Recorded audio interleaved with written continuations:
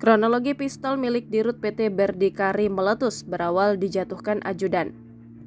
Kronologi senjata api milik Direktur Utama BUMN PT Berdikari, Hari Warga Negara, meletus di Bandara Sultan Hasanuddin, Sulawesi Selatan.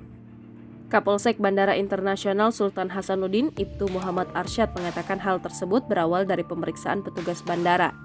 Saat itu, pada Senin 17 April 2023, pukul 8.30 pagi, petugas bandara di pintu check-in memeriksa dan terjadi peristiwa meletusnya senjata jenis kaliber 32 Battle Army milik Hari Warga Negara tersebut.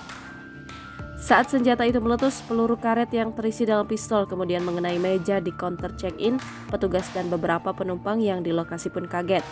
Arsyad juga menuturkan bahwa kala pemeriksaan dilakukan, yang membawa senjata milik Hari Warga Negara ialah sang ajudan berinisial AF.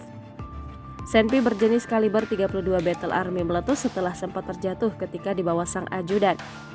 Diduga saat akan meletus, pengosongan amunisi senpi tersebut terjatuh dan mengenai pelatuk membuatnya meletus. Insiden tersebut lantas jadi sorotan dari Erick Thohir, selaku Menteri Banda Usaha milik negara, dilansir dari Kompas.com, Rabu 19 April 2023. Adapun Erick mengaku pihaknya akan mempelajari terlebih dahulu temuan di lapangan mengenai hal tersebut. Erick mengatakan dirinya akan memberikan sanksi kepada yang bersangkutan. Jangan lupa subscribe, share, komen, dan like ya.